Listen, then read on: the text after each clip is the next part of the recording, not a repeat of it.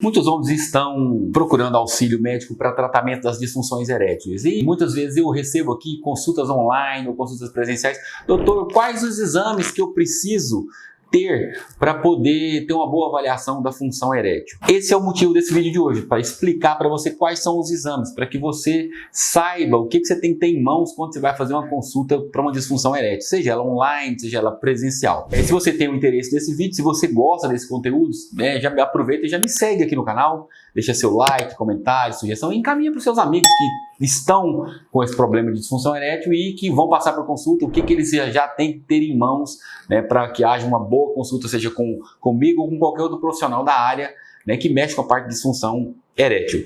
Eu sou o Hélio Arano Júnior, sou médico urologista aqui em Goiânia, atuo na área da medicina sexual e também na área da cirurgia urológica. Ok?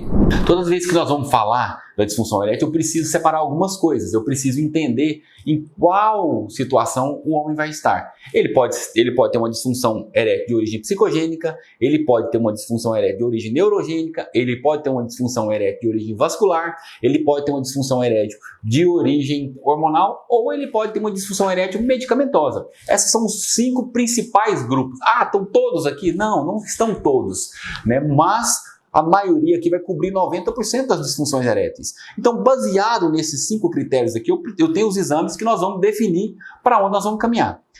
Primeiro, quando eu penso em uma disfunção erétil de origem hormonal, eu preciso dosar os hormônios. Quais são os hormônios que eu preciso dosar? É só a testosterona? Não. Você tem que dosar os hormônios da tireoide, porque tanto o hipertireoidismo quanto o hipotireoidismo podem causar disfunção erétil. Eu tenho que dosar a prolactina, porque a prolactina é um hormônio que é produzido na sua adenohipófise, uma glândulazinha dentro da sua cabeça, que quando ele está alto, ele inibe a produção de testosterona. Eu tenho que dosar o LH e o FSH para saber se a minha baixa da testosterona é de origem central ou é uma falha no testículo. Eu tenho que dosar, além disso tudo, eu tenho que dosar o estradiol, que é um hormônio feminino, que às vezes o gordinho tem uma tendência em transformar a testosterona em estradiol. Esses são os principais exames de sangue que eu tenho que dosar da parte hormonal. Quando eu vou falar de uma disfunção erétil de origem vascular, eu preciso entender quais são as doenças que afetam a circulação. Eu preciso ver no exame clínico se ele tem alguma alteração vascular, alguma vasculite, alguma lesão de membros inferiores, alguma doença que pode causar insuficiência vascular, como por exemplo o tabagismo, ou algum tipo de arterite que pode afetar a saúde vascular. Nesses casos, a gente vai olhar se o cara não tem diabetes, porque o diabetes afeta a saúde vascular. Olhar se ele não tem uma dislipidemia, que é uma alteração do colesterol que pode endurecer os vasos, causar uma arteriosclerose e entupir os vasos sanguíneos, impedindo que o sangue entre de uma forma adequada. E nesses casos eu posso lançar mão de um exame que é o Doppler peniano com farmacoindução. Vai injetar um remedinho no seu pênis e nós vamos medir o fluxo de sangue que chega e o que sai. Se está chegando de forma adequada ou se está escapando antes da hora. Esse exame é um exame imprescindível para quem tem uma suspeita de uma disfunção erétil de origem vascular, como por exemplo um diabético de longa data, o cara tem muitos anos de diabetes, esse exame vai ser o exame que vai definir para onde ele vai caminhar. Se ele não tem uma resposta durante o teste da farmacoindução, do Doppler, ele não tem resposta, o pênis não tem ereção, fatalmente ele não vai conseguir melhorar com um remédio oral. Dificilmente ele vai funcionar com injetável. Esse cara tem uma grande chance dele ir ou para uma onda de choque ou para uma prótese peniana. Como que eu vou olhar se ele tem uma lesão neural, nervosa, se o nervo foi cortado? Eu tenho que avaliar se ele passou por uma cirurgia prostática, como que é o nível de continência que ele tem hoje. Aí existem os exames específicos para avaliar a parte neurológica.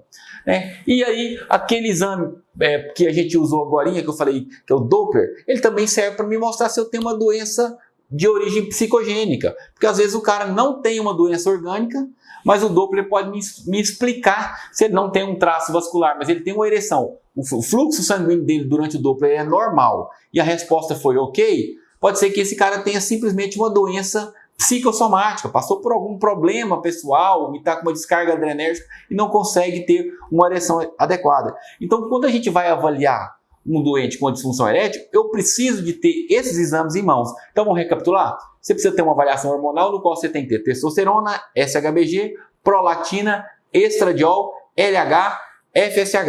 esses são imprescindíveis. E aqui eu vou acrescentar os dois da tireoide, para ver o hipotiroidismo ou o hipertiroidismo, é o TSH, e aí nós podemos lançar mão do T3, ok? Fora isso, nós vamos avaliar, né, a causa do diabetes, glicemia de jejum, hemoglobina glicada. Nós vamos olhar o lipidograma para avaliar o LDL e o triglicéridos.